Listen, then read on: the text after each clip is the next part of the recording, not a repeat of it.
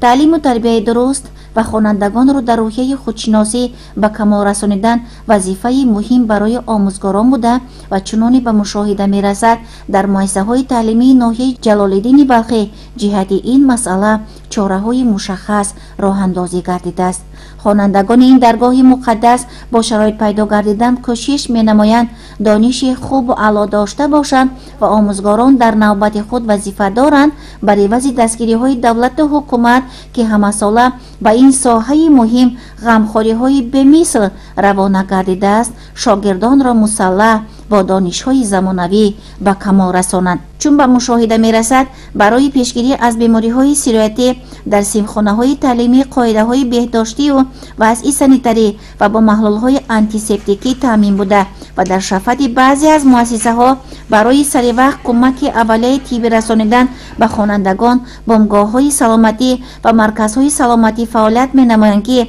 در حال ضرورت کارمندان طب می توانند کمک اولیه طبی را انجام دهند. آشخانه های نزد مکتبی باشد با میز و کرسی، دستگاه های ضروری نانپزی و خوراکپزی مجهز گشته کدبانه ها امکان پیدا نمودند که خدمت رسانی را به خوانندگان صنف های ابتدایی که بهره‌ور از برنامه مواد آذوقه جهانی می باشد بهتر نمایند. برای پس سر نمودن فصل سرما در مؤسسه های تعلیمی ذخیره مواد آذوقه انگیش و هیزم به قدری کافی بوده. از صحبت با آموزگاران معلوم می گردد که ذخیره این ساله بسنده بوده و پررگی می توانند صنفخانه های تعلیمی را با گرمی تامین نمایند.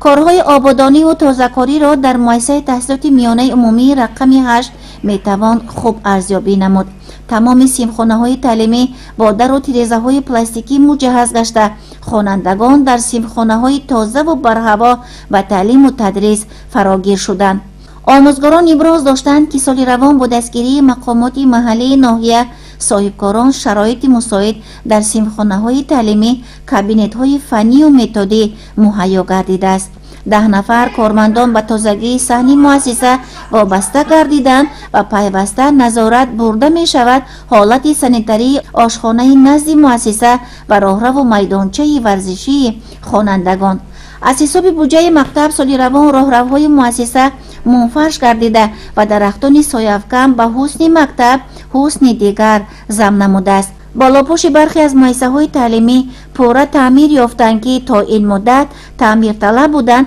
و در فصل تیر ماه و زمستان مانعگی ایجاد می نمود. لازم به یادآوری است که جهت بلند برداشتن سویه کسبی آموزگاران از طرف مسئولین چاره‌های مشخص راه اندازی می‌گردد و مقصد و مرام آموزگاران در سطح بلند به راه ماندن دانش طالب علمان، تیار نمودن شاگردانی با سواد برای آینده درخشان وطن و تصمیم دارند که خوانندگان را برای اشتراک در آزمون‌های فنی و دیگر چاره‌بینی‌ها خوب آماده سازند.